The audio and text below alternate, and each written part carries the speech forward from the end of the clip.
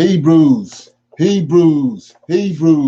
is Prophets of Awakening. This is our Wednesday night advanced Bible study, 6th of October, 2020. I was going over I was reading up in the book of Enoch, and I came across the stuff, so I'm just gonna share that tonight. It's in 78, 79, and 80. We'll be doing that later on in class. I'm asking everybody to like, share, subscribe to the channel, and hit the notification button. This is a non-Messianic channel.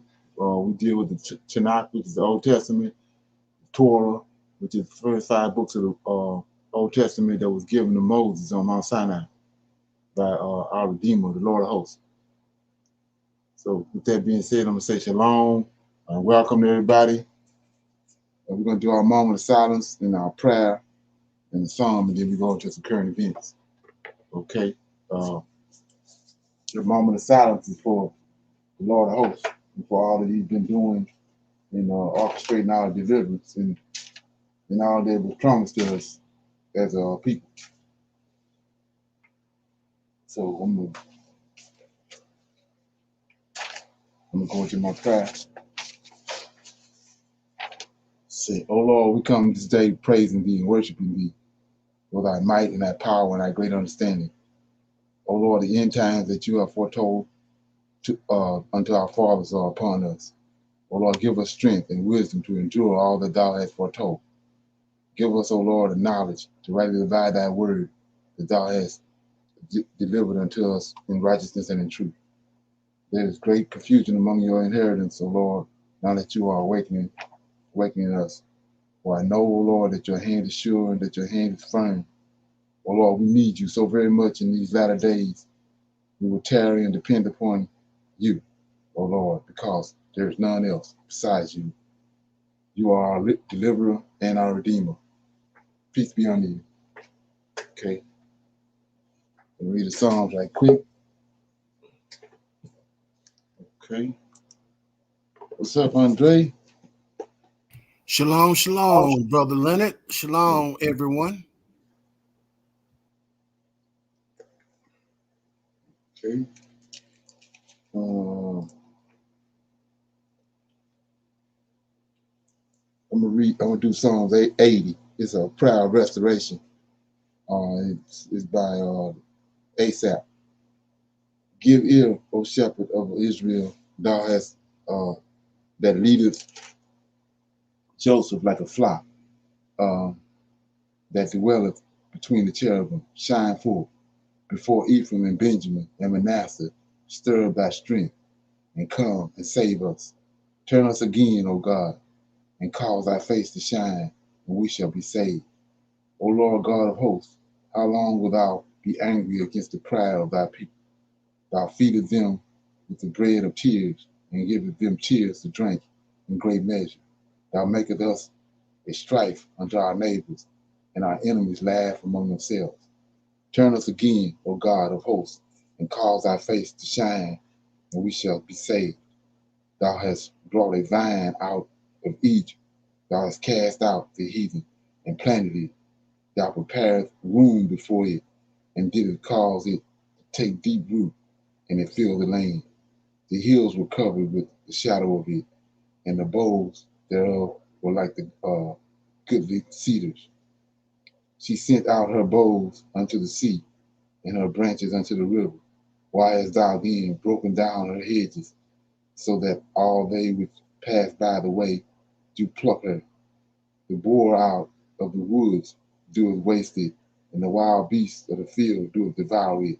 Return and beseech thee, O God of hosts. Look down from heaven, and behold, and visit this vine. In the vineyard which thou right hand hast planted, and the branch that thou madest strong for thyself, it is burned with fire, it is cut down. They perish at the rebuke of thy countenance. Let thy hand be upon the man of thy right hand, and upon the Son of Man, whom thou madest strong for thyself. So will not we go back from thee. Quicken us, and we will call upon thy name. Turn us again, O Lord God, of hosts, cause thy face to shine, and we shall be saved. That's Psalms 80. It's a prayer of restoration by Asaph. Any comments on that?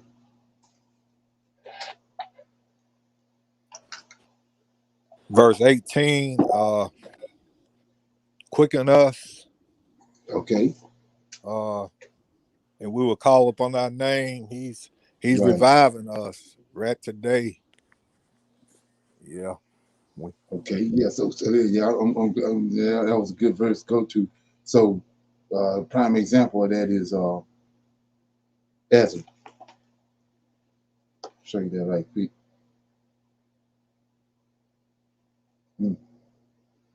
Ezra chapter 1.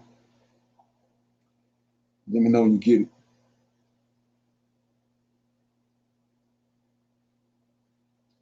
Got it. Yeah. So the Israelites had been in Babylon for 70 years. Now it's time for them to come back home as prophesied. So he sent Cyrus. And Cyrus delivered them. We're gonna pick it up in verse 5. Just the quickening right here. Then rose up the chief of the fathers of Judah and Benjamin, and the priests and the Levites, with all those whose spirit God had raised. That's the quickening. To go up to build the house of the Lord, which is in Jerusalem. See that? Man, that's beautiful. Okay. He And another quickened one the give you spirit. Mm-hmm. right. Right. There ain't nothing new under the sun. You do the Right. same thing. Right. So another one is Isaiah, right quick. Chapter 11.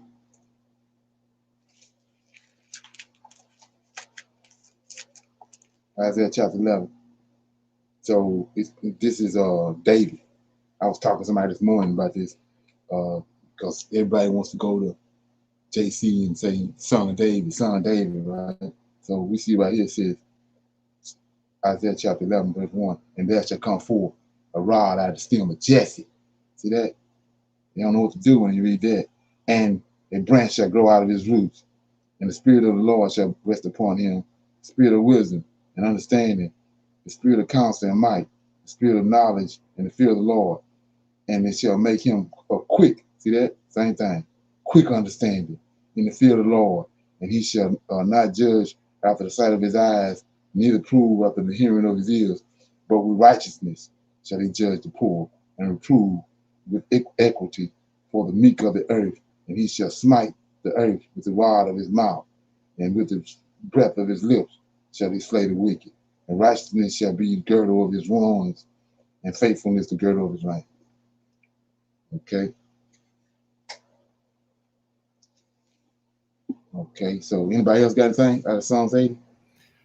Yes, Lynn, I got in verse 1. I see Okay. there the Lord of hosts is referred to as a shepherd, and that's been Right. something we have discussed before. And Right. also Israel is referred to as Joseph. Right. Right. Okay. Yeah. Ain't that something?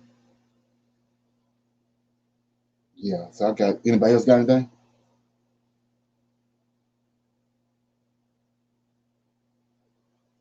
Yeah, I want to shine light on the fact that to make it plain about the right hand.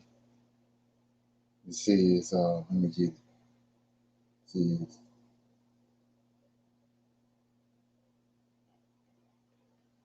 okay, let me start reading. It says, verse 2. Before Ephraim and Benjamin, Manasseh stirred up thy strength and caused and came and saved us. Turn us again, O God, and cause thy face to shine, and we shall be saved. O God of hosts, how long wilt thou be angry against the pride of thy people? Thou feedest them with the bread of tears, and givest them tears to drink in their measure. Thou makest a strife unto our neighbors, and our enemies laugh among themselves. Turn us again, O God of hosts, and cause thy face to shine, and we shall be saved. Thou hast brought a vine out of Egypt. Thou hast cast out the heathen and planted it. And say, so that's the Canaanites. He brought us out of Egypt. That's the vine. Brought us to the land of Canaan. Cast out the Canaanites so he could plant the vine. That's what he's talking about. So it says,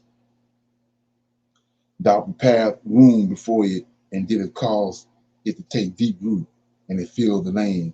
And then it said the hills were covered with the shadow of it, and the boughs thereof were like the goodly cedars. So I was meditating on this last night. So the narrative is that when they brought us over here, they want to say that we was heathens and all that. But chapter verse 10, right, it tells us that we was the choice. The bowls, choice, the bowls is choice mean of the earth. The bowls, you couldn't get a better man. So he says right here, the bowls thereof were like the goodly cedars. She went out of her, she went out, she sent out her bowls, right? That's the men, right? Unto the sea, and her branches unto the river. Why hast thou then broken down her hedges, so that all they which pass by do pluck her? The boar out of the field, these kingdoms, it's symbolized by animals. The boar out of the woods doeth waste it, and the wild beast of the field doeth devour it. Return and beseech thee, O God of hosts. Look down from heaven and behold and visit the vine. And the vineyard which thou, here you go. He said, the vineyard which thy right hand hath planted, and the branch that thou didst make strong for thyself. So let's look at that. 15. The vineyard which thy right hand hath planted. So Yahweh in heaven, right? Right. Who on his right hand? Who was his right hand on his right hand side? Michael. Michael. That's his right hand. That's his right hand. He says, Right. and and the vineyard which thou right hand have planted. That's Michael. He the one went and got us, right? Right. So see that? Then, and the branch, this David, that thou didst make strong. See that? So let's look at Yeah. it. I'm in 2 Samuel. I'm in 2 Samuel, chapter 7. Says,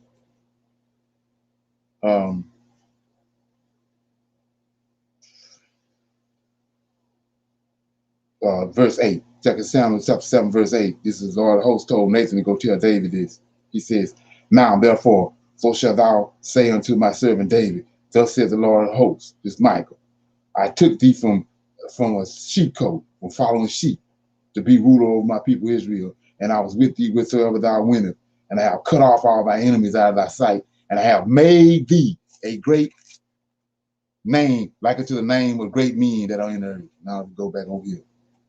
And he says, Psalms 80, verse 15 says, and the vineyard which thou right hand, as Michael, have planted, and the branch which thou didst make strong for thyself. See that? Wow. Yeah. Okay. Then 16 says, and he gonna mention right hand again. The reason why I'm going over this, it is burned with fire. So the Babylonians came, it is cut down. They perish at thy rebuke of thy countenance. Let thy hand be upon the man of thy right hand, upon the son of man, whom thou madest strong for thyself. Who is that? David. David. There you go, David. See that? But Man. notice the connotation. It sounds like JC. But Right. it says, let thy hand be upon the man of whom thy right hand, who of thy right hand. Michael was on Yahweh right hand, and David on Michael right hand. So he Right. said, let thy hand be upon the man of thy right hand, upon the son of man. See that? You would assume that JC, the son of man whom thou made it strong. So that take you right back to verse 15. It says, so will not we go back from thee. Quicken us, and we will call upon thy name. Turn again, O Lord God of hosts, and cause thy face to shine, and we shall be saved. Okay? Ain't that something? Man, that's amazing. Yeah. Mm-hmm. Okay. Yeah. So anybody got any current events?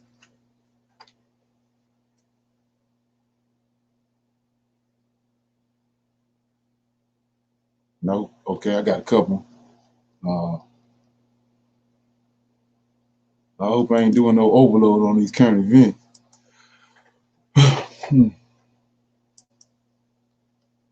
Yeah, there we go. Um,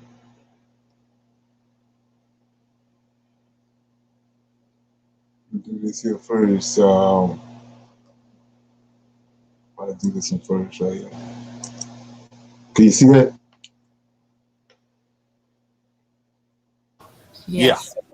It says a debt default looms. The White House warns of a financial crisis as Washington dickers over raising the debt limit. The White House is offering a sober take on the real world impact of the default. If lawmakers fail to raise the federal debt limit before the government runs out of money to cover its bills, it will set off a global financial crisis that the United States would be powerless to confront. White House economists warn in a report released on Wednesday, a default would send shockwaves through the global financial markets and would likely cause credit markets worldwide to freeze up and stock markets to plunge.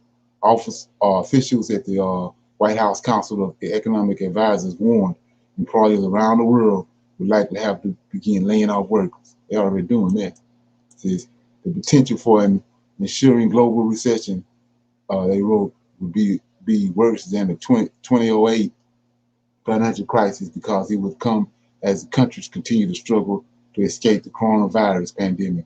Adding to the burden, Congress and President Biden would be unable to spend money to prop up the economy until the debt limit, which caps the amount that America can borrow, is raised. The federal government could only stand back, they wrote, helpless to address the economic maelstrom. So that's what I was saying earlier. It really is already at that point. It ain't really, too much they can do. It's already, this thing already heading in that direction. And then by them tinkering with it, just making it worse. Any comments? Going down like a plane crash. Yeah, exactly. And this what I thought this was real interesting, man. This right here is I'm like, wow. Okay, so this is, y'all can see that? Yes. Okay, so it says the massive Biden reset. You probably don't even know it's happening. This how slick the media is right here. So it says the United States is in the midst of the most significant strategic shift in its foreign policy since the end of the Cold War. Why is it a secret? So everybody's talking about something going on, this, that, and this here right here, right in front of our face. It said it marks a generational shift in how the U.S. views its national interests worldwide and its role in the world, right?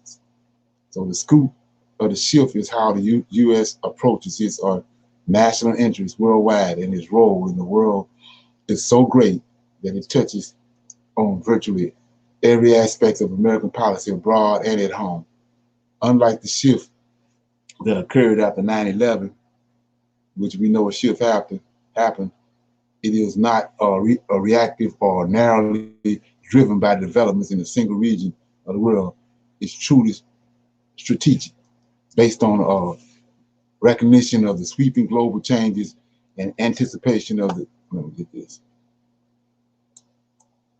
anticipation of consequences of the big trends reshaping the globe. Key elements of it have been in the making for years. Yet despite the great significance of the changes taking place, many people don't even know the shift is happening. The Biden administration has a compelling new vision about the America's place in the world, but so far it has faced significant hurdles, sharing a compelling story about that vision that has been widely heard and understood by American people. Many of the elements of this policy transformation have received coverage, but that has tended to be driven by breaking news without the context needed to see the whole into which the parts fit. An example is that within the past 6 weeks, the U.S. exited not just the longest war in our history, but ended the post 9/11 era in U.S. foreign policy. The chapter of history of the U.S. international affairs that featured the global war on terror and its related features, abuses, and opportunity costs, human toll, excuse me, and damages of America's standing was finally closed a year too late. So, like I said, under the radar, they did all this. We see something going on, but we can't put no finger on it. So they didn't shut all that off because they hyped it up when they brought it on the scene, and now they through with that. That's what the quick exit from Afghanistan was all about. They didn't shift it off from that. They don't need that no more. So it says also ended was a period of central I can't say that word of Middle East of the U.S. Middle East to U.S. foreign policy priorities, one that started long before the World Trade Center and Pentagon attacks. No longer dependent on foreign oil as we once were, no longer vying with the Soviet for primacy in one of the world's strategic resource centers, and no longer erroneous casting Islamic terror as the greatest threat facing the U.S. We could give our involvement in the region more appropriate weight. We could shift our focus to greater and more important challenges, from the rise of China to the climate crisis. For next generation security threats like those associated with cyber conflict and animated warfare, to determining how to restore America's strength from within, from restoring and reimagining international institutions to doing the same with our global network of alliances. The headlines of the past 6 weeks have told the story in individual elements of the shift. But okay, let me read a little more. It says, but stories of our pullout from Afghanistan focus on the challenges of confronting during the exit itself than on placing it in a historical context. While the president strategically uh, see that word, reprioritization was clearly illustrated by the first time summit among the leaders of the Quad, the U.S., Japan, Australia, India, and Central Strategic Partnership. We have to counter growing Chinese influence in the Asia Pacific region, and the events received scant coverage. Instead, a parallel U.S. effort to show up its Asian Pacific capabilities, the launch of the AU-K-US partnership between U.S., the U.K., see that? Australia received coverage primarily because a related sale to U.S. nuclear-powered submarines to Australia kicked up a diplomatic kerfuffle, whatever that word is, with the French, who had hoped to sail their subs down under. The fact that these events were timed in part to serve as a counterpoint to exiting Afghanistan is a sign for our priorities were hardly mentioned anywhere. So that's what the big debacle was all about a couple of weeks ago. I don't know if anybody know anything about it, but United States sold those submarines to Australia, and they hadn't been dealing with Australia for over a century almost. But all of a sudden, the article saying right here, they got this new partnership that it made a shift. They're dealing with all of a sudden they partnershiping with the UK, Australia, and India, and so they sold these nuclear subs to Australia, which ticked off France. That's what the big stank is. It's still going on right now. It's a big stank between France and America because they're saying that America sold Australia these subs when they was intending on getting rid of some of their old equipment and selling it to Australia, but America went in and sold it to them. So it's a big stank going on with that. Anybody heard anything about that? Yeah, I heard about it. Right. The France was they shut communications. I guess for a little bit Right. between France and America, but also what was interesting, I guess during the first when they first decided to go into Afghanistan, France wasn't a part of that coalition either back Right. then. Exactly. Right. Right. And the thing about it is, None of this wasn't mentioned when they the last couple of weeks they was talking about the deal and the tension that was going on between France. None of this wasn't mentioned. Nope, not at all. Right, they all this is on the radar. Ain't that something? Yeah. So anybody else got any comments on that? I got let me see. I got I'm gonna play this right here and then we'll go to something else.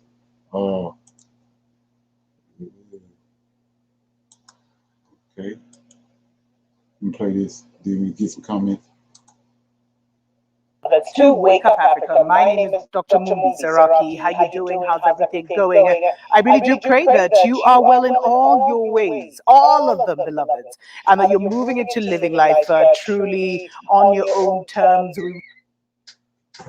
We really want to thank every single person that supports us on Patreon. We appreciate, love you so much for that, for our spiritual community there.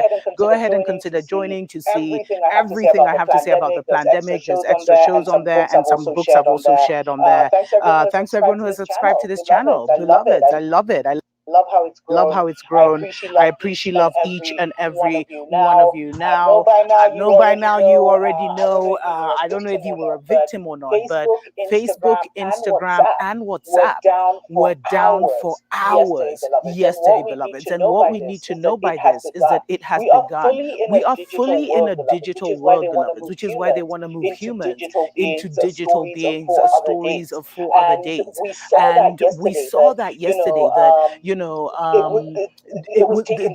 was taken down for hours, beloveds. They say 6-7 hours. In that time, they say Mark Zuckerberg lost like $7 or $8 billion just like that, and moved from I think number 2 to like number 7. I mean, not really our issues. But you know what I realized when I was looking at that list of the top rich? It's all Muzungu men, and that should send you. That should be clear of who's running the world right now, who's controlling the narrative right now. And the scary thing is that they said it was actually an internal error, which basically means it's an internal job. And what happens when these things happen, when Facebook is down and Instagram is down, is that there's massive harvesting of data. And beloveds, data is the new gold. Data is the new gold for the legal and the illegal world. Data is the new gold for the here in Africa. The reason it should concern us is because it's the gold now for politicians and governments. They're constantly looking for those dissenting voices. They're constantly trying to manipulate events, and not just on the continent, but internationally. There's been so many exposés of how Russia influenced elections. I think in Mozambique and in Central African Republic. How France influenced a lot of elections in West Africa by running these smear campaigns and false narratives that the youth would grab onto and share, and these really influence who was voted in. And as I told you, the youth are the ones who are running, they're the majority right now. And so, they're saying that the data of over 1.5 billion Facebook users was allegedly leaked and sold according to reports, and they say the alleged data is being sold on one of the most popular hacking-related forums online. The data contains the usernames, emails, phone numbers, locations, sex, and ID of affected users, according to reports. And if the information being sold is confirmed to be credible and authentic, then it's likely to be one of the largest data dumps in recent Facebook history, and there's currently no known link between this leak and the recent global outage of Facebook and related companies. But that's what happens whenever there's an outage like this, beloveds. First of all, I told you the internet is going to go down. And I'm going to do a whole other show on that, and on how this was a test, and how to know if you pass the test. Because this was a massive test, beloveds. And for me, on the other side, although this is totally my opinion, I was like, what if they're upgrading some data or some information? what if this was to put in some software that they couldn't do? But they're saying that data now is, as I said, the new gold, the new oil, actually. And so this article, it talks about who's buying it and how. They say the data was allegedly obtained through a process called data scrapping rather than hacking. And data scrapping is basically a process of extracting publicly available data from the web and organizing it into lists and databases. And what happens in these lists and databases are basically used by the unethical marketers, state agents, organized crime syndicates who can, if they have all your information, they can even set up accounts under your name, et cetera, et cetera. And this is why, beloveds, you need to really be aware of how you're moving on social media. I mean, I have Facebook. I'm rarely on it. I didn't even know it was down until I was actually coming to publish something on this channel. And then, I looked on the Twitter feed and it was like, delete Facebook. Because, beloveds, all those pictures you add of you and your mama, or you and your daddy, or you and your 2-month-old baby, all of these things are being literally harvested. And so if you are going to be on social media, there's a certain way that you need to start, you need to be moving and operating to ensure that, that your family is not at risk, that your children is not at risk, and that your information is not at risk. And especially here in Africa. You see, I told you guys a couple of months ago how they were doing research to look into who, to look into, like, they were asking, I think Facebook released some kind of survey where they were asking friends and family to kind of let them know who were the kind of outliers in their Facebook friends. So did they have any, I don't know if it was rebellious people or, people who were anti the narrative, beloveds. And they were being asked to do this. And I think it was scrapped after there was a lot of outrage. But that's why it's so dangerous to have too much information on these social media sites. And people really share too much. They share way too much. And here in Africa, you see now, if they got all 1 point, allegedly, let me just put that in there. If they got 1.5 billion user names and files, who knows how many hundreds of millions here in Africa. What do you think that information is going to do? Actually, it's funny because in the last election here in Kenya, there was this huge scandal with this company. I think it was even it became a global scandal. Do you guys remember Cambridge Analytica, which was basically using Facebook, etc., to create these false narratives against certain, who are against the opposition of whoever hired them, and to create certain false narratives to drive elections. And by then, I think they had influenced elections across the world. And one of the elections that they influenced was here in Kenya. So, beloveds, we are no longer in the seasons and times where you can just be in these internet streets just like that. And remember, the social media is the new media that is influencing and impacting people in a massive way. So let's take a short break. And then when we come back, I'll be telling you, just giving you some ideas of what you can do to protect your name, to protect your information, etc., etc. We'll be right back. Okay. Any comments?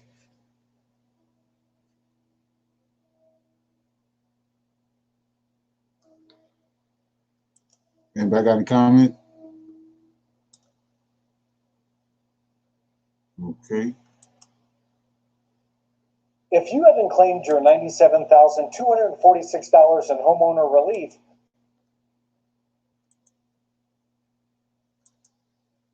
okay. So with that being said, nobody else having nothing to do with current events. I'm gonna open up for some Q&A before I go into my discussion. Anybody got any questions or anything, comments about anything that we can put on record before we move forward?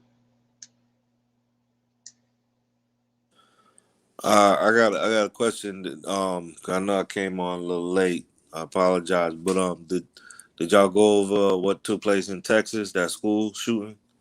No, we haven't. Oh, I guess in Austin, there was another mass school shooting in Austin, I think. Oh, no, not Austin. I'm sorry. I forgot what part of Texas, but yeah, there was a school shooting, I guess, that took place sometime earlier this afternoon, and they locked the school down, won't let nobody in or out because Yeah, they said it was a live shooting or something.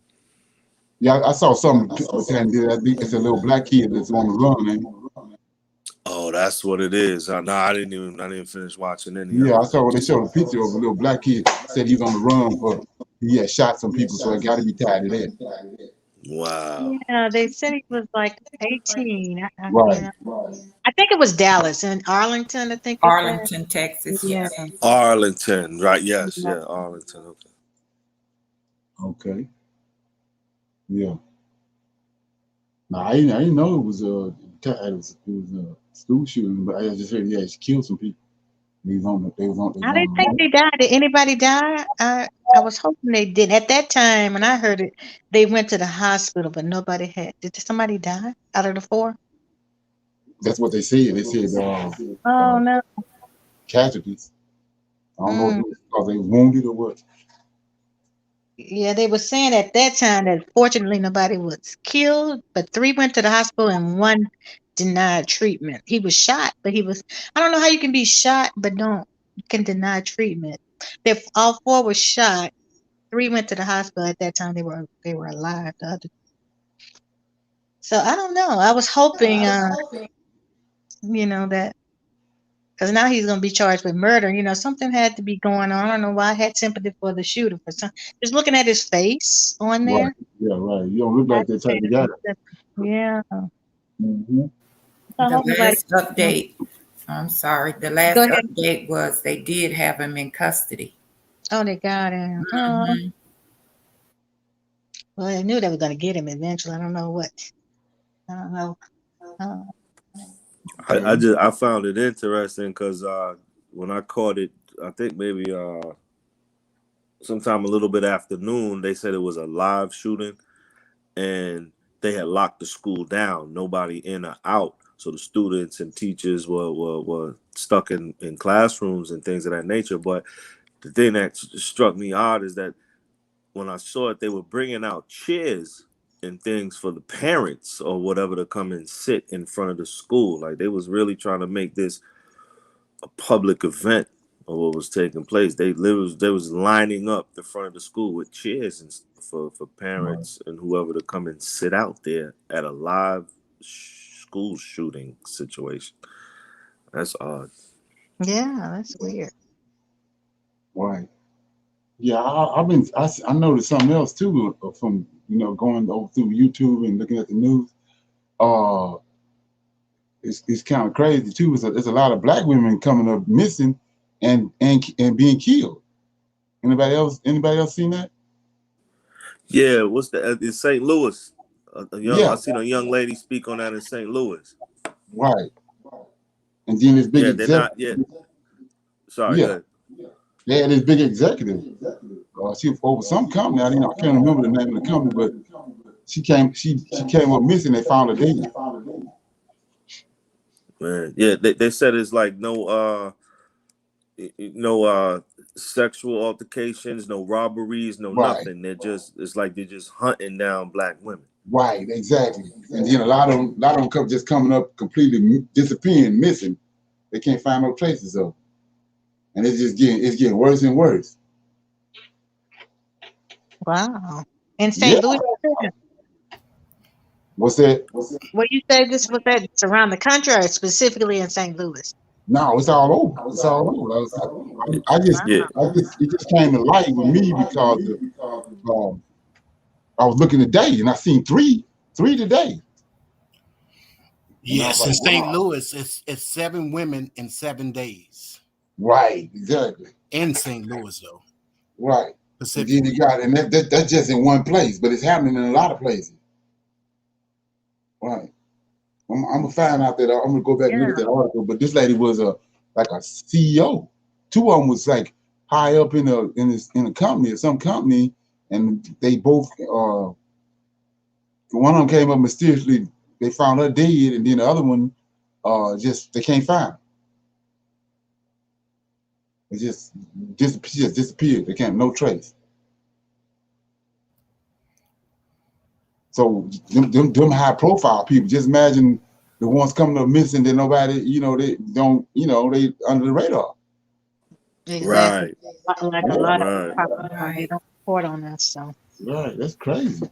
Right. A lady shared this last month in September. Um, trying to remember, I think it was called Our Black Girls, where she was saying like last year there was like 10,000 that Right, came up Mhm. missing last year, and she's doing a story on all the black girls and women that are coming up missing. I'm right, gonna find that and then I'm gonna share that with everybody. But that's very interesting. Mhm. Yeah. right. Funny you Yeah, said that, Michelle. I was reading an article yesterday where there was a white news anchor mentioned that they do not report on the black women that are coming up missing, that it's always white women. And he got fired from his job or suspended or something to that effect. They set right, him down Yeah, I because he saw mentioned that. it. Yeah, Yes. because they were talking about the girl that's in the news, every day. The one, the girl that they think her boyfriend or fiance right. Lori. is on the news every. So they were talking about that, and I did hear something about him getting fired just because he mentioned that. So if they Right, were kidnapping black women, that would be the prime target because they would assume that nobody would care. You Right. know, that's going to right, be reported. So that would be a good, right. with the way that things are right now. Yeah. And how much is melanin again on the black market? Oh Exactly. yeah. Right, right, yeah. Well, Because to go from bad to worse, today I was reading an article where 60,000 Haitian migrants are headed toward right, Texas, and Texas is gearing up. So I guess right. we should expect a massacre of our brothers and sisters. Yeah. It's Uh, gonna be a right. Andre, what you said? They gearing up to get them 120,000. What you say, Andre? Something like that. Yes. They breaking out the whips for sure now. Right. Mm-mm. Now, that's not funny. I'm not making fun of that by far, but something's bad gonna happen when they reach the Texas border. Yeah, you see where that guy shot that black guy too and killed him. He said something to his girlfriend. You saw that? Yeah, I did see that. No, no. Yeah, this guy, white guy, killed this young dude for saying something to his girlfriend. So if that was the case, I mean, just imagine what would be to happen by now. We was shooting him for hollering at our women. Mm-mm. And also, I just want to forget about is that when I was talking about the basketball player Andrew Wiggins. He gave in and he got the vaccine. Uh, Oh. So Wow. okay. sad that pressure and that bullying. I think he Yeah, got the well, Johnson one. yeah, they got what's the name? He's still holding out. Kyrie Irving. Yeah, and Isaac. I can't think of the other one's name. My daughter went to Right, college at right. he's still, but they're in Florida. This one, I don't know where's Kyrie. Is he in California area He's too? in Brooklyn. Oh, see, New York. I'm surprised because the other guy had a lot of pressure because he's in California and he would miss all the home games and all of that. Right, exactly. So, but that's just sad. He said in his comment, he said something about he feel like his body is not his own. And that's Okay, sad that you felt like you had to, you know, make that choice that way. right. Ain't this crazy? Yeah. You're making people, forcing people to do this right, like it's so urgent, but you still got all this stuff going wide open. That ain't making no sense to me. Seem like if you had everything shut down, then you could be making people do that. But you got everything still wide open, but you got this big pressure on everybody to take the vaccine. Like it's so detrimental to take it. It That's don't make no my sense. thing.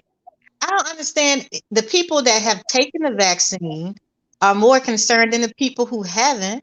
And if they've taken the vaccine and they trust the vaccine to prevent them from dying or whatever, it's supposed to limit, if anything, them, dying from it. So what's the urgency with them so much? Right. Yeah. They're Yeah. more afraid than the people that are not vaccinated. Right. That's propaganda.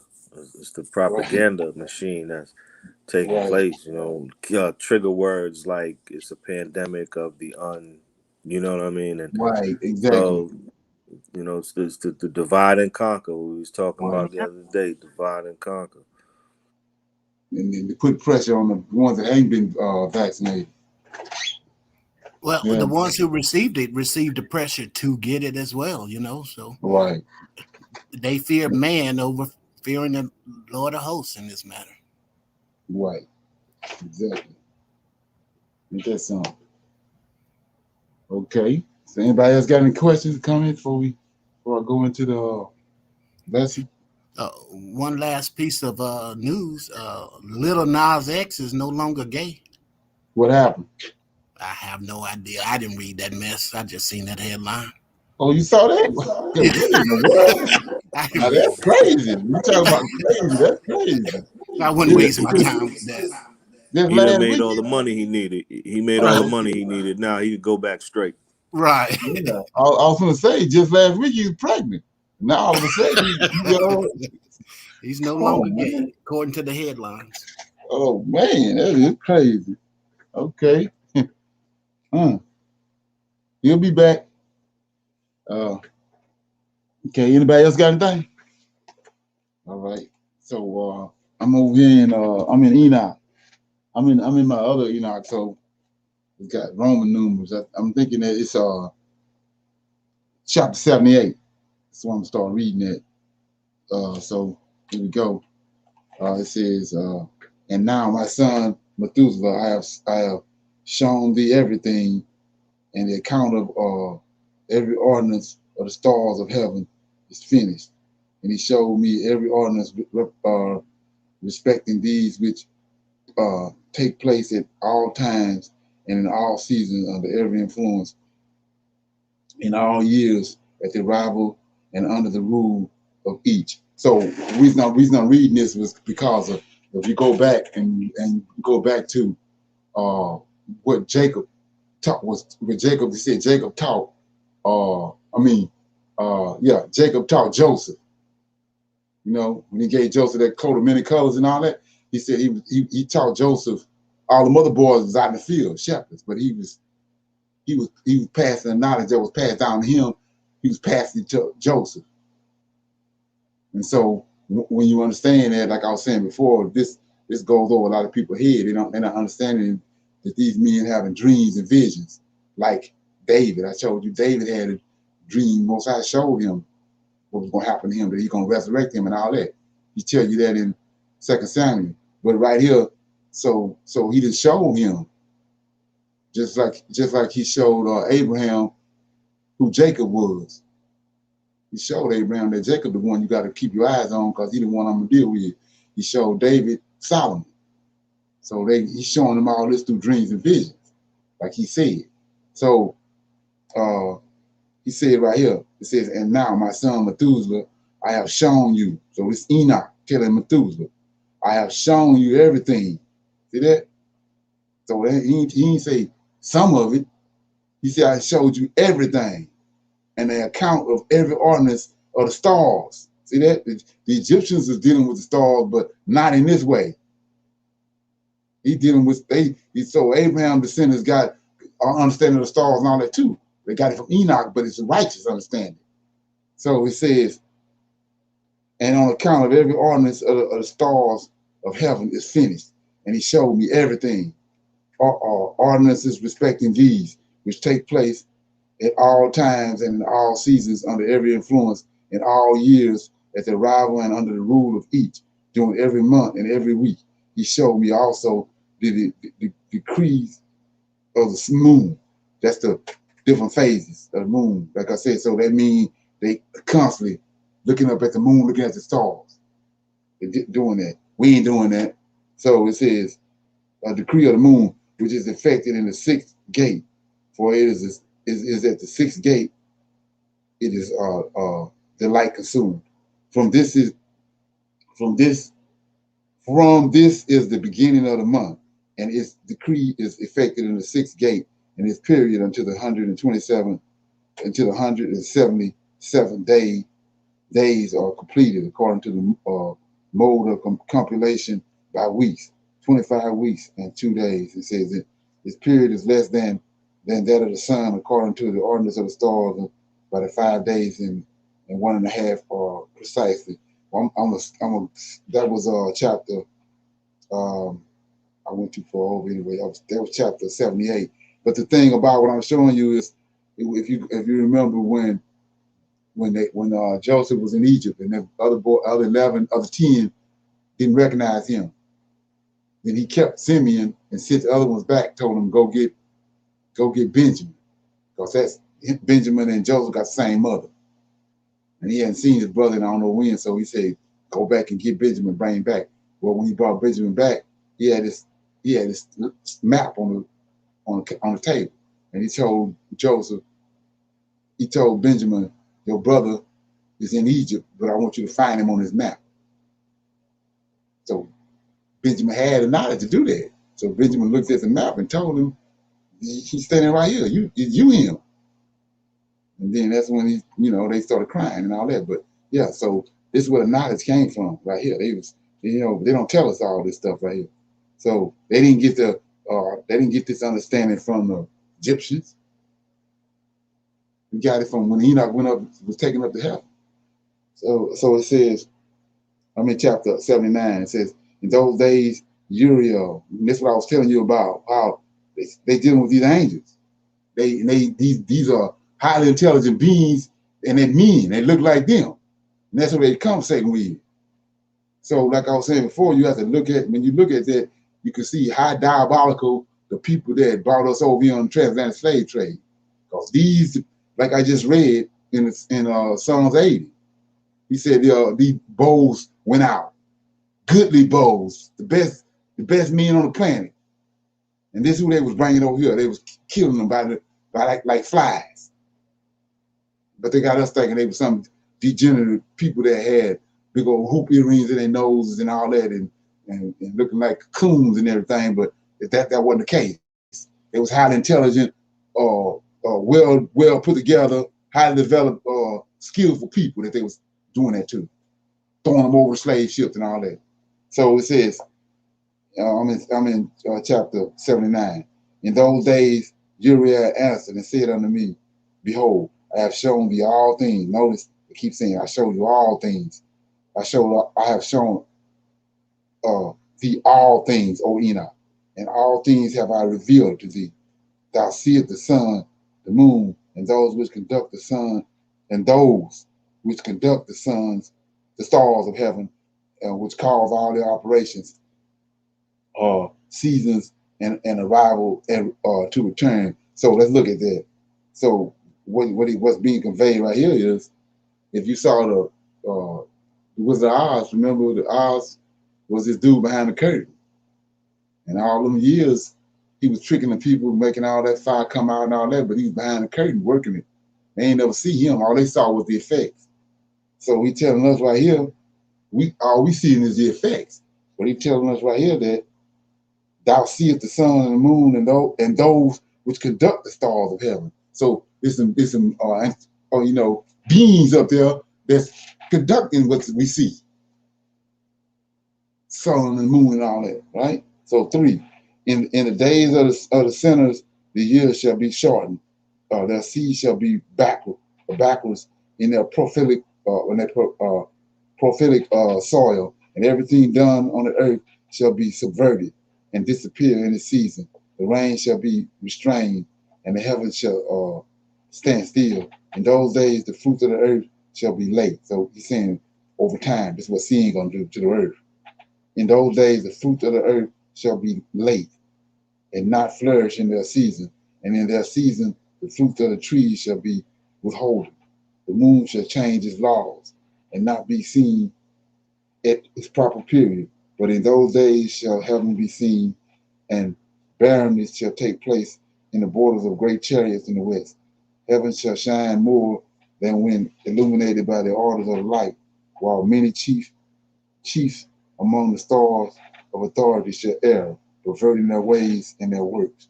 It says, those shall not appear in their season who command them, and all the classes of the stars shall be put up against sinners. Okay, it says, the thoughts of those who dwell on the earth shall transgress within them, and they shall be perverted in all their ways. Perverted in all their ways. They shall transgress and think themselves gods, while evil shall be multiplied among them, and punishment shall come upon them, so that all of them shall be destroyed. So here we go right here. That's what I was trying to get to. This is chapter 80. And he said, O Enoch, look on the book which heaven has gracefully dropped down, and reading that which is written in it, understand every part of it. So it says, he said, O Enoch, look upon the book which heaven has gracefully dropped down. So you got to ask yourself, what book are you talking about? Then it says, and reading that which is written in it, understand every part of it. So nobody else nobody else done this. This book right here, when you're not reading, ain't nobody else read it. So like I was saying before, that counts for JC right there. But let's keep going. Then I looked on all which was written, this Enoch talking, and understood all. See that? And reading the book and everything written in it, all the works of man. All the works of man. And of all the children of the flesh upon the earth, doing the generations with an S on it. See that? Of the world. Immediately after I blessed the Lord, the King of glory, who was thus forever formed the whole workmanship of the world, and I glorified the Lord on account of his long suffering and blessing toward the children of the world. At that time I said, blessed is the man who shall die righteous and good, and against whom no catalog of crime has been written, and with whom iniquity is not found. Then those three holy ones caused me to approach and place me on the earth before the door of my house. So you see right here, three angels came right here, dropped the Enoch off. Like I said, ain't nothing new under the sun. It's three came to Abraham. It says, and they said unto me, explain everything to Methuselah, your son. Inform all my children that no flesh shall be justified before the Lord, for he is their creator. During 1 year we will leave thee with thy children until thou shalt again recover thy strength, that thou mayest instruct thy family, write these things and explain them to all thy children. But in another year they shall take thee from the midst of them, and thy heart shall be strengthened, for the elect shall point out righteous to the elect, and the righteous with the righteous shall rejoice, congratulating each other. But sinners with sinners shall die, and the perverted with the perverted shall be drowned, flood. Those likewise who acted righteously shall die on account of the works of man, and shall be gathered together on account of the works of the wicked. In those days they finished conversing with me, and I returned to my fellow men, blessing the Lord of worlds. Okay, this is 81. Hey, Leonard, Go ahead. could you read verse 2 of chapter 80 again? I have a question about verse 2. When it say, then I looked and all which was written, and understood all, and reading the book and everything written in it, and all the works of man. Now, the works of man, is this the pre-Adamic man? No. The man before Adam, before the earth was destroyed with that particular flood? The works of man, what is he referring to? From Adam all the way to the end of the world.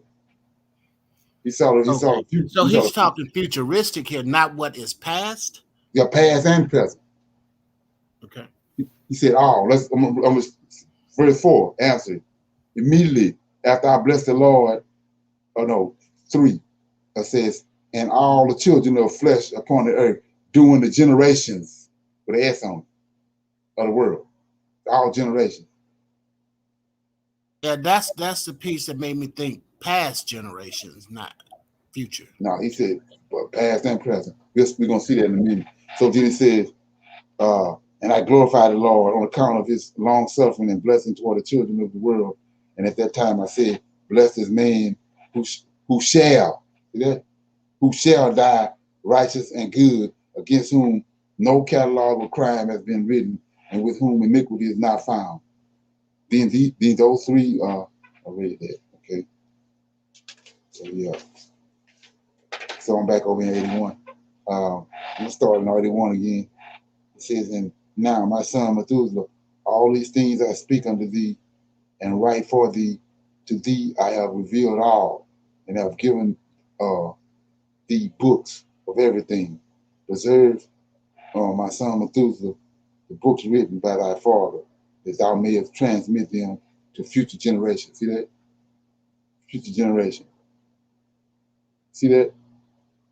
Yep, that's it. That's it. Wisdom have I given to thee, to thy children, and thy prosperity, that they may transmit to their children for generations, forever. This wisdom in their thoughts, and that those who comprehend it may not slumber, but hear with their ears, that they may learn this wisdom and be deemed worthy of eating this wholesome food. So let's look at that, because this is humongous. So verse 3 says, wisdom have I given to thee, to thy children, and to thy prosperity,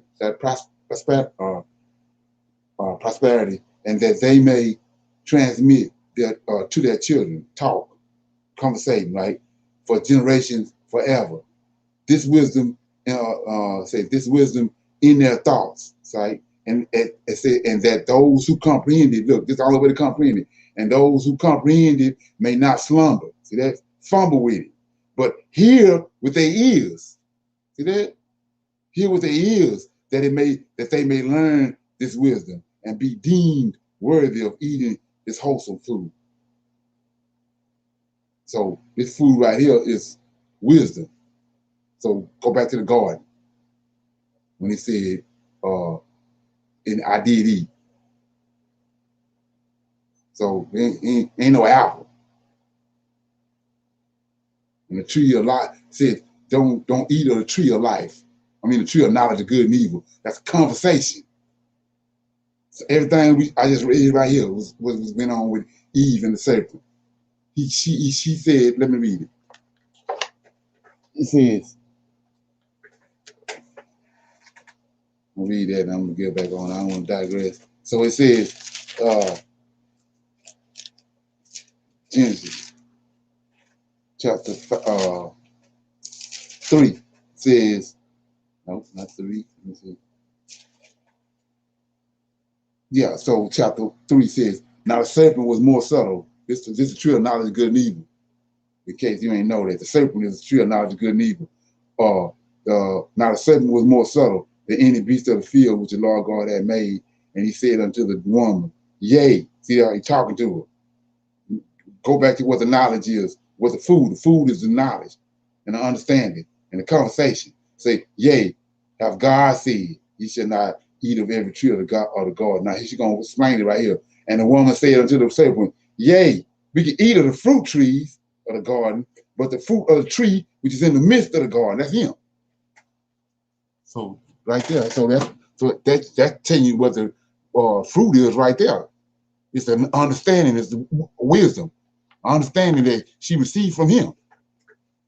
So anyway, go back and through that conversation, they ended up cohabitating together. So anyway, let me get back over here. So he says, verse 3, wisdom, there it is, the word wisdom have I given. See that? That's the fruit. Same in the garden. Wisdom have I given to thee, and to thy children, and thy posterity, that they may transmit to their children this food for generation forever. This wisdom in their thoughts, and that those who comprehend it may not slumber, but hear with their ears, that they may learn this wisdom and be deemed worthy of eating this wholesome food. So let's look at that right quick. Since we're here. So the tree of knowledge of good, it's the serpent, which is Lucifer, is the tree of knowledge of good and evil. Then who the tree of life? The Lord of hosts, right? Yes. Yes. It's two trees in the garden. The serpent, Lucifer, is the tree of knowledge of good and evil. So Right. who the tree of life? Michael. The Lord of Okay. hosts. So let's go look right here again. Wisdom have I given to thee, to thy children. So who is wisdom? Michael. Your There life. you go. There you go right there. So there ain't no she that these clowns and put over there in Psalms and Ecclesiastic and all that. They changed that. It's obvious to see that. So there go wisdom is the reason why he the tree of life. And so who came talking to Adam in the cool of the day? Wisdom. Wisdom. A conversation was going on. Wisdom is the food. And then he came and talked to Noah. He said, like, I found David keeping sheep. Come on. The conversation going on. So wisdom is being conveyed. Yeah. Okay. So anyway, let me keep going. So 4, blessed are all the righteous. Blessed are all who walk in the path of righteousness, in whom no crime is found, as in sinners, when all their days are numbered. With respect to the progress of the sun in heaven, it enters and goes out of each gate for 30 days, and the leaders of 1,000 classes of the stars, with 4 which are added and appertain to the 4 quarters of the earth, which conduct them and accompany them at 4 periods. And respecting these, men greatly err and do not compute them in the computation of every age, for they greatly err respecting them. For no man nor do men know accurately that they are in the compilation of the year, but indeed these are marked down forever, one in the first gate, one in the third, and one in the fourth, and one in the sixth, so that the year is completed in 364 days. Truly has been stated and accurately has been computed that which is marked down for the luminaries, the months, and the fixed periods, the years and the days. Uriel was explained.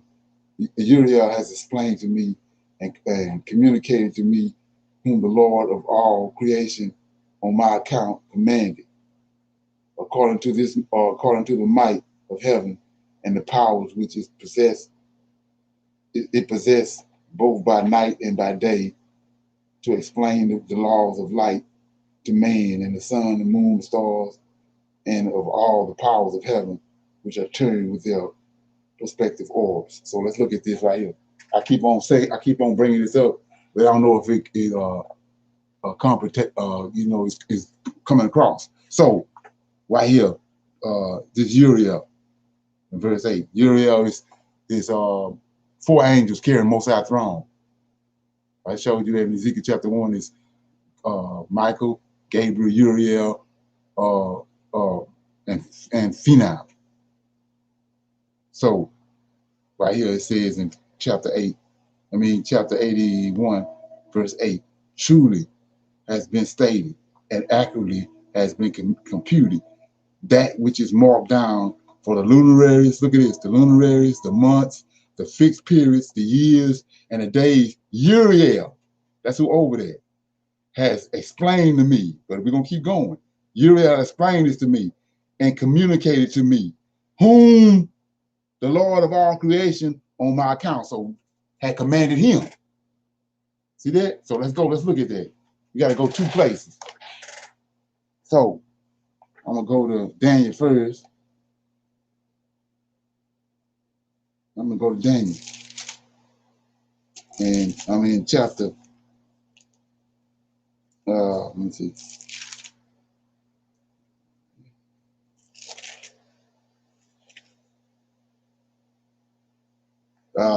Man, got to get my other Bible.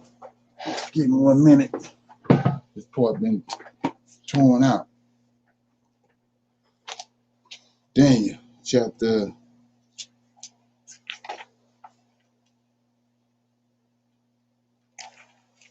Okay.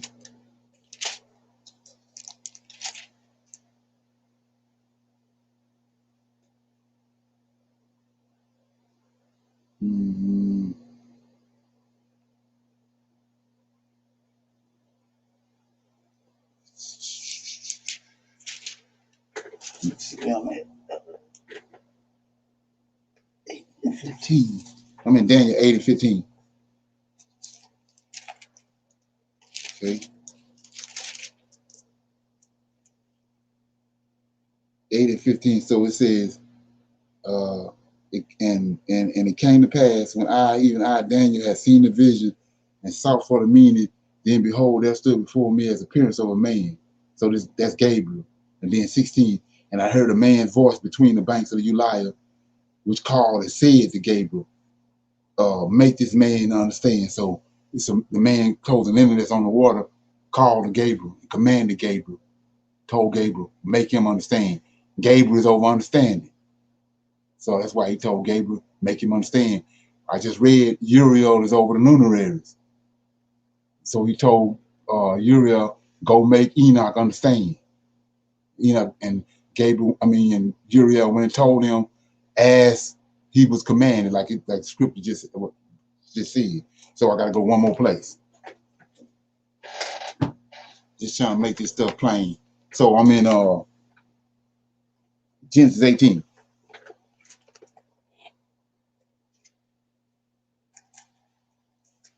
So the luminaries is up in the sky.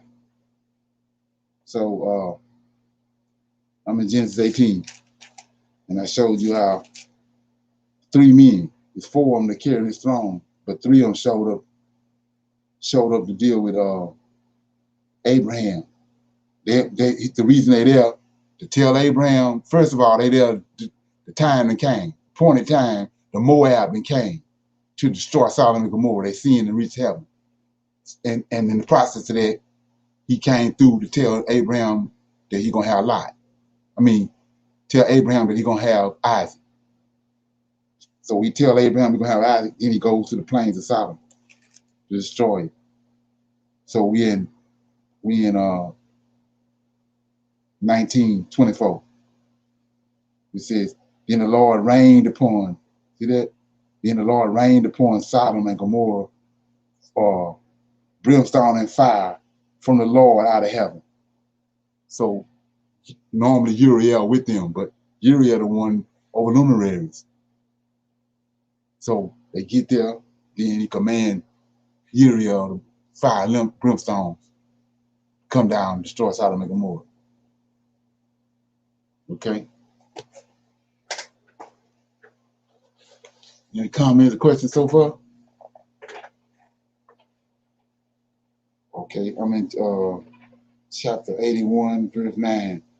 This is the ordinance of the stars, which set in their places, in their seasons, in their periods, in their days, and in their months. These are the names of those who conduct them, who watch and enter in their seasons according to their ordinances, in their periods, in their months, and in times of their influence, in the times of in their stations. 4 conductors of them first enter, who separate the 4 quarters of the year.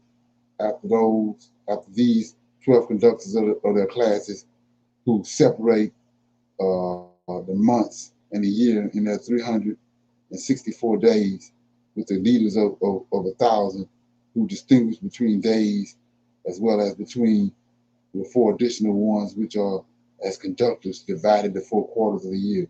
These leaders of 1,000 are in the midst of the conductors, and the conductors are added each behind his station, and their conductors may make the separation. These are the names of the conductors who separate the 4 quarters of the year, who are appointed over them. They get their names right here. And that's something. So they up there helping. We don't know nothing about it. Here they go. They get their names. It says, I don't know the names. So it says, and the names of those who conduct them, or then they get the names of the ones over them. These are the 3 who follow after the conductors of the classes of stars, each following after their 3 conductors, the classes, which themselves follow after these conductors of the stations, who divide the 4 quarters of the earth. Right? Then he got all these names on here, these angels, angelic beings. So, I don't know about nobody else, but so let's look at that. And I'm gonna start reading right there. So let's look at that. So, If you notice when in the book, in the first part of Enoch, when Enoch is explaining us what happened in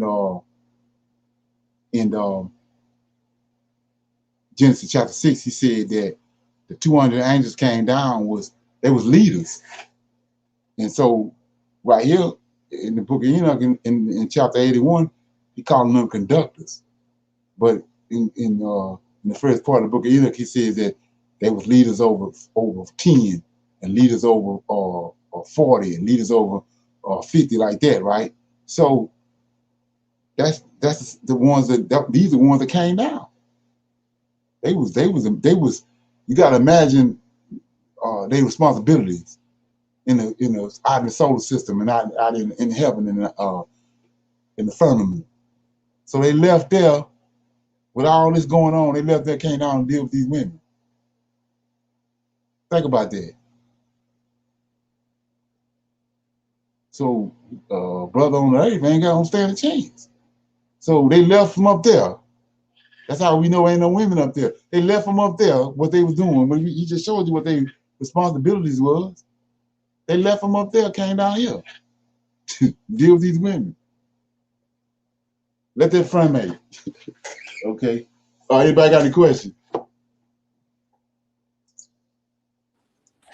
Yeah, it was a lot. It's a lot of them that it takes to conduct this. Oh yeah, that's what I'm saying. But we don't see none of it.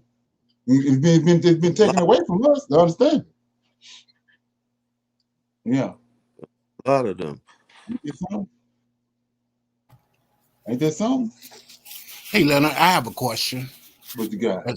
Okay, so you was mentioning about Uriel.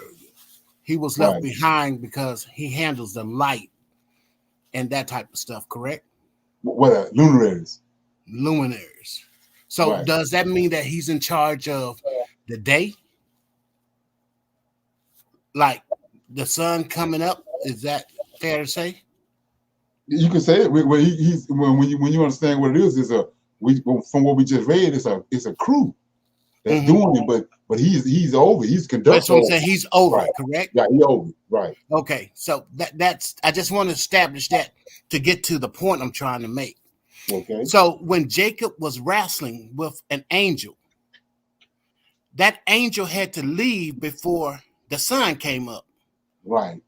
So is that angel Uriel that he wrestled with? See, that he had to leave before the sun came up. Right. So I had mentioned it. Mm-hmm. Right. So I had mentioned that the other day. I don't know if it registered or whatever, but I was telling you, we know now that it's all kind of stuff going on at night, right? In the jungle, and even around our houses, you got nocturnal animals, right? Correct. Yes. Mm-hmm. Well, all these angels nocturnal. Right. See that? Yep.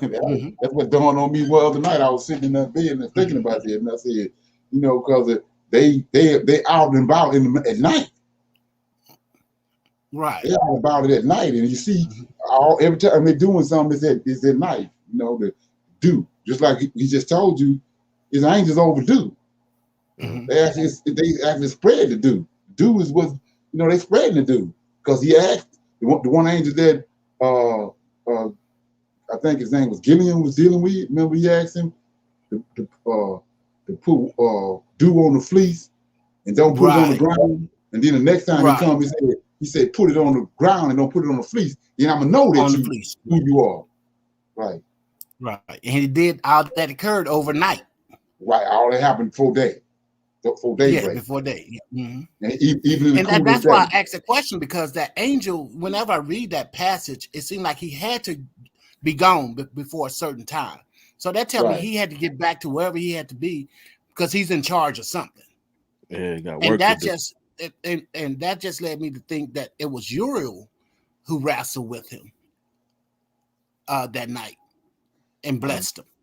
I think it might have been Gabriel, but well, let me get. I'll give you two things on that, man. I kind of, like I said, the questions are getting more intensified, so I got to come on out the box. So let's go to the story right here. I'm gonna show you something. I told you it's 4 angels that carrying his throne: Gabriel, Raphael, and phenol, right? I told you that. Right. So let's go to 32 and look at the story. You're gonna be like, wow. But But you know what I'm saying? So I'll be trying to keep if it simple, man. if he put his name in him, that was Michael then. Right. But you gotta understand, it's all 7 of them. They got, they all priests. I mean prince. You know what I'm saying? They got roles. I'm gonna show you something else on that too. But I'm in 32, and I'm gonna start at verse 25. You got it? Got it. Genesis. Yeah, Genesis 32. But he wrestles with the angel. It's gonna trip you out, man. 25 says, you there? And when he saw that he had prevailed not against him, he touched the hollow of his thigh, and the hollow of Jacob's thigh was out of joint. And he wrestled with him, and he said, "Let me go, right? For the day breaketh." And he said, "I will not let thee go except thou bless me," right? And then he said unto him, "What is thy name?" And he said, "Jacob," right? And then he said, "Thy name shall be called no more Jacob, but Israel. For a prince has thou power with God and with men, and has prevailed." Now watch this. Now we know about the book of Enoch. That's what they were dealing with. They know all this stuff. And so he wanted to know what his name was, because they know all the names is in the book of Enoch. So he says, and he said unto him, "What is that?" He said, "Jacob." Okay, then 29. And Jacob asked him, see that? Jacob turned around and asked him and said, "Tell me, I pray thee, thy name." See that? And then he says, and he said, "Wherefore is it that thou doest ask after my name?" And he blessed him and blessed him there. Now watch this, 30. And Jacob called the name of the place Phenol, bro. Come on. See that? Right. There it is. But I know that's for another day, another, you know what I mean? I don't want to go off and get sidebar. So I just kind of keep that until it's pressed and brought out. But there it is right there. That's the name, that's who it is right there. And they just threw it off with the spelling. Yeah, they thought intentionally. Because what they're doing is, let me go. I just got off of that page. Let me go back and show you. See, they didn't intertwine Egyptian stuff in here too. Like I was saying before, let me go right here, right quick, to show what I'm talking about. We in Malachi, right quick. Hold that. I'm going right back there. So I'm in Malachi. And this is what I was saying about you can't sit around holding what you done read up in here for and say, well, it's in the book. They didn't flip this thing all the way up and side down. So I'm in chapter 4, verse 1 of Malachi. It says, "For behold, the day cometh that shall burn as an oven, and all the proud, yea, all that do wickedly shall be stubble, and the day that cometh shall burn them up, saith the Lord of hosts." It says that it shall leave them neither root nor branch. Now here you go. It's the Egyptian that injected. "But unto you that fear my name shall a son," yes, S-U-N. See that? Right. Ain't no misprint. Right. Ain't no misprint. So that's the Egyptian. That's the mystery system that the 50 years that the priests had to get in Egypt. They tied all this Egypt. I mean Esau tied in there. So that's one. Now so let's go back over where we was at. So they could easily assume Ra name in there. Yeah. Ra was the right. sun god. Yeah. Right. And so back then, when somebody, this was only for the rich. They had access to reading and stuff. So when they read that, they automatically assumed it was wrong. But anyway, so I'm back in 32. Back to verse 30. It says, "And Jacob named the place Peniel." Then look what he say, "For I have seen God face to face, and my life is preserved." Now here you go. Sun, remember the sun worship? 31. "And he passed over Peniel, and the sun rose upon him." See that? And he hauled it on his thigh. Come on, boss. That's straight up out of Egypt. You see that? Come on. Yeah, baby. That's for, yeah. You see it? Yep.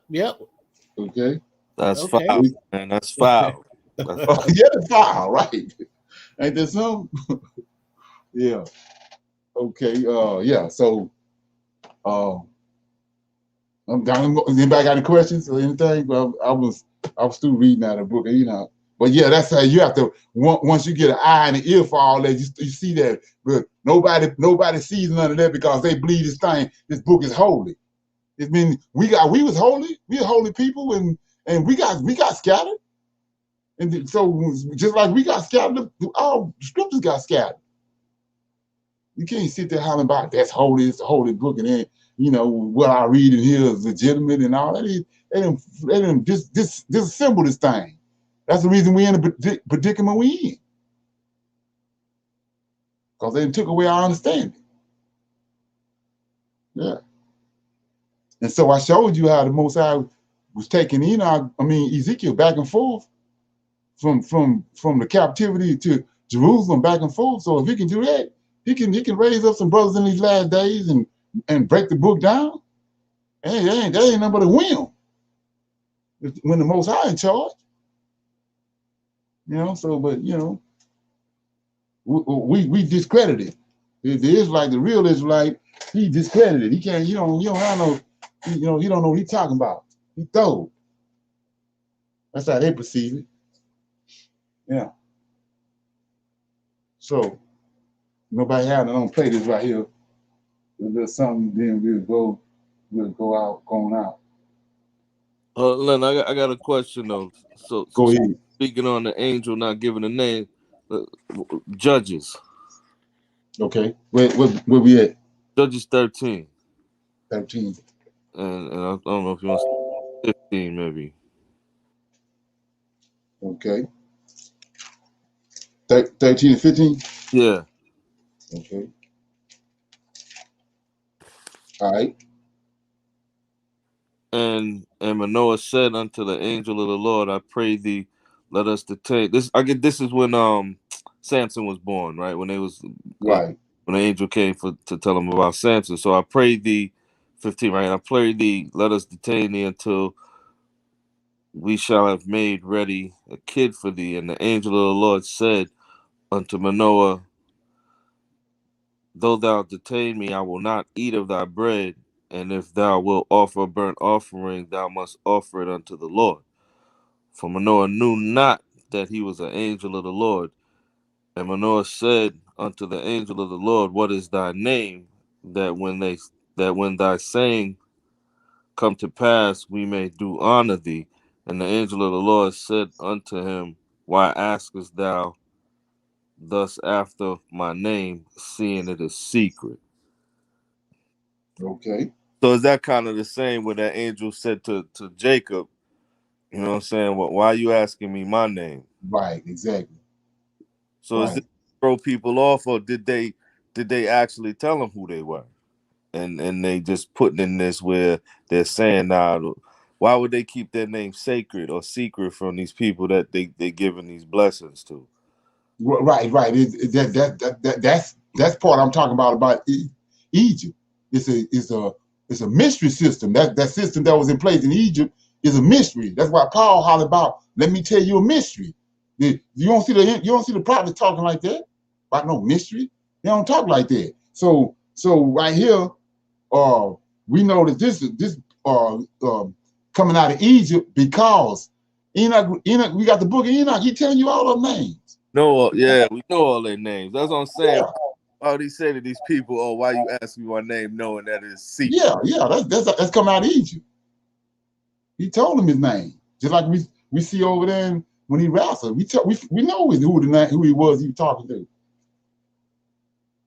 You see what I'm saying? But yeah. Yeah, the other thing I was going to talk about, I had to slip my mind. It's something it just came up recently, and I'm dealing with it. So, we talk about the man clothing linen, right? Right.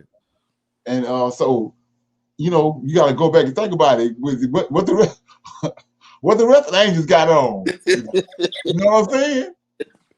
So peep this out. This how it happened, man. This is what I was saying about how the Most High work. Can't nobody else do this. Lucifer and the fallen angels can't do this. So I'm in New Testament, You know what I'm saying? So, hold your breath. I'm in the New Testament. So it says, I'm in Revelations. Yeah, so I was like, wow, man. So let me get it.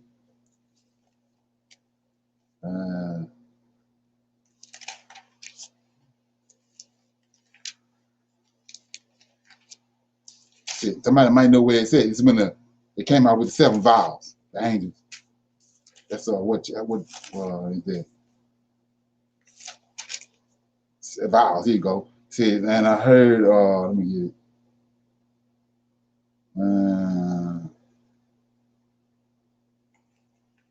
Yeah, here you go.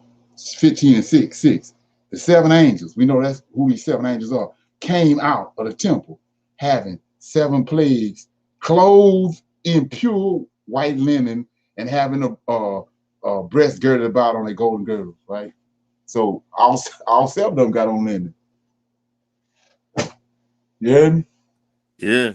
So you got it. So yeah, you know what I'm saying. So I got hit like with a brick, man. So I'm just sitting back waiting on the Most High to break that down for me. What were they? What were the other? Good question. Huh? That's a good question. Yeah, because you got to deal with that. So because I'm saying, come on, yeah. So you sitting there, it's like Michael, the only one running around with linen on. The rest of them don't have nothing on. You know what I'm saying? So that's ain't that something? Right. Yeah. I Okay. guess the rest of them was dressed in a toga. So. Yeah, right. But it go even deeper than that. But I'm gonna leave it right there for right now. But anyway, let me play this. And like I was saying before, I don't have no ain't no holds barred with me. You know what I'm saying? If we didn't I didn't got caught off, tricked off in something, then I'm getting out of it. Simple as that. I ain't no shame in my game. Here we go. Hello and welcome back to the channel. Welcome back to the channel. Well, family, I just kind of wanted to talk about what's going on in the world right now. And on the screen, you can see what I'm going to be talking about, the fact that some people are starting to feel a burnout from all of this worldwide chaos. There's a lot of talk about it. We're constantly seeing news footage about it. We're hearing all of the awful things that are happening. And for some people, it creates a burnout because they are not sure what the future holds for them. They are very uncertain and some are frightened. Okay. I've seen a lot of people talk about or, discuss their fear of the future online very openly and very publicly. Some people do it in just posts that they've typed out on various social media platforms, while others are doing videos just expressing how they feel. Regardless to how the information is put out there, those who are viewing this information or reading this information that's posted, and then they're also dealing with their own situations, knowing the decisions that they have to make concerning where they're going to live, how they're going to feed their family. Do they have a job left or will they have a job in the coming weeks and months? When you're dealing with all of this, it can create a burnout, a stress. It can create a situation in your mind that can directly affect your body. It can cause you to get sick because you're experiencing the burnout from all of the worldwide chaos. And it's just coming so fast. If I were to describe all of this, it kind of reminds me of what the scripture says when it talks about the fiery darts of the wicked, right? The fiery darts of Satan. That's what it sounds like because you are experiencing something, or should I say, not just you, but the world right now is experiencing something that we have never seen in our lifetime. Now, I'm sure that there were moments in time where people were going through things, and for them it felt very chaotic and catastrophic and just awful, right? But we didn't live in those times, so we can only read about it, right? Or someone can make a film to reenact what it was possibly like. But what we are going through right now, we are looking at So many things right now. I mean, I could just give you a quick list of stuff. The rise of AI is directly entangled in all of this. We're talking about food shortages, viruses, death, sickness, climate change, right? Weather patterns that are just going haywire. So we're looking at all of these things, and it can create a burnout situation in your mind.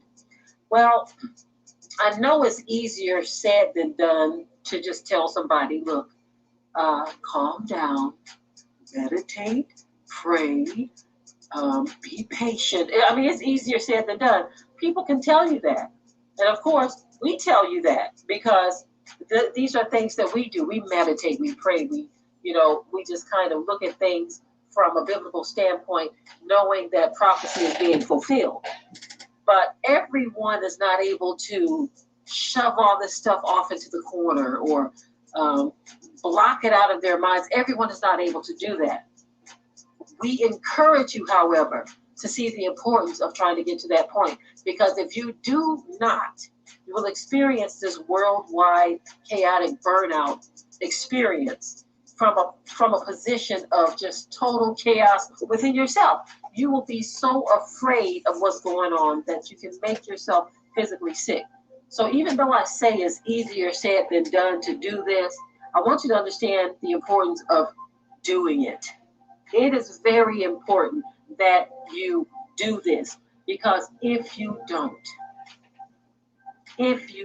your body will begin to scream and yell at you. Please release some of this energy. That's what your body's going to start telling you. Buying land, buying houses, working together with others, aggregating resources, repairing burned bridges, and just so many things. And most importantly, repentance, turning away from your wicked ways. And if you don't feel like you have any wicked ways, even though the Bible says all have sinned, just, being a better person, right? Over the years, we've talked about so many things. So there's so much that you can feed on here. But more importantly, we need to learn how to clear our minds of the clutter and things that create blockages to where you cannot think straight, to where you allow all of the cares of this life to burn you out to the point of being unproductive. Okay. Any comments on that? That's a worldwide chaos information burnout, in case you want to watch all of it. Any comments on that? Yeah, I want to go back to. Yeah, Oh, go I'm ahead. sorry. I was just Go saying ahead. this worldwide chaos burnout that she's talking about, it happens when you don't really understand what's going on. Exactly. And you know what Right. the Lord of hosts is really doing when you're in the dark. Right. Exactly. Having an understanding means a whole lot. Exactly. Right.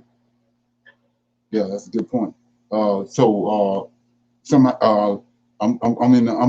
chapter 82, and I'm just what I was just reading about. I'm just going to reread it because it's in the when we first started communing together on Prophets Awakening.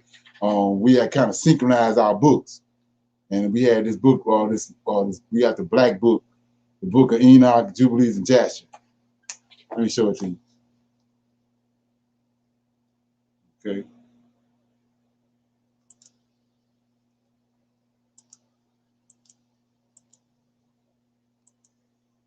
Okay, here you go right here.